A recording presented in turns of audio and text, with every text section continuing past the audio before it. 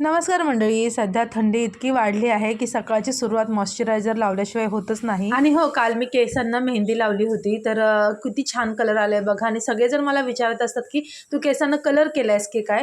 पण ही मेहंदी आहे ना, बर्गंडी कलर आहे, तर ते लावल्यानंतरच असं वाटतं की कलर केल्यासारखं. तर तुम्हाला जर हवी असेल ही मेहंदी तर मी प्रोडक्ट टॅग केलेला आहे, तिथून तुम्ही घेऊ शकता. तुमच्या जवळपासच्या लोकल शॉपमध्ये असेल तर ठीक आहे, नाहीतर मग ऑनलाईन तुम्ही घेऊ शकता. आज जेवणामध्ये फ्लावरची भाजी बनवली होती फ्राय. आणि याच्यासाठी ना कांदा भरपूर टाकावा लागतो. जवळपास 2 कांदे मी इथे घेतले होते. पीठ मळून झालेलं आहे. कुकरला डाळ लावली होती, ती शिजवून घेतली आहे. आणि त्याच कुकरमध्ये पुन्हा भात पण शिजवून घेतला. कुकरची अवस्था बघा काय झालेली आहे. आता इथे टोमॅटो, मिरची, कढीपत्ता, लसूण वगैरे डाळीला फोडणी देण्यासाठीचं सगळं हे साहित्य रेडी केलं. आणि पालक जोपर्यंत आहे ना, तोपर्यंत प्रत्येक गोष्टीमध्ये पालक टाकायचा असं माझं आहे. तर डाळीत पण मी थोडासा पालक घालणार आहे, पण तो परतणार आहे.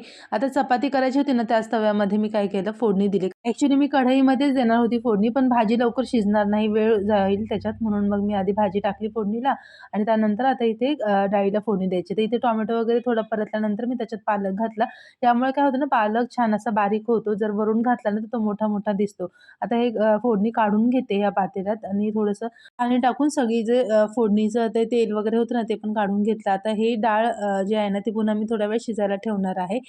आणि तवा बघा छान स्वच्छ झाला. आणि आता एक उकळी येईपर्यंत ही डाळ थोडीशी शिजवून घ्यायची. तर अशा पद्धतीने मी करते, त्यामुळे भांडी कमी पडतात घासण्यासाठी, नाहीतर मग भांड्यांचा ढीग होतो.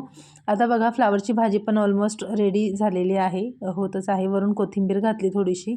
चपाती करण्या अगोदर ना मी सकाळी धपाटे बनवले होते, त्याचं थोडंसं पीठ शिल्लक होतं, म्हटलं ते करून घेऊया आणि मग त्याच्या अंदाजाने बाकी चपाती किती लागते तेवढा करूया. तर जेवण रेडी आहे. आज जेवणामध्ये फ्लावरची भाजी, चपाती, वरण भात आणि लोणचं असं आहे.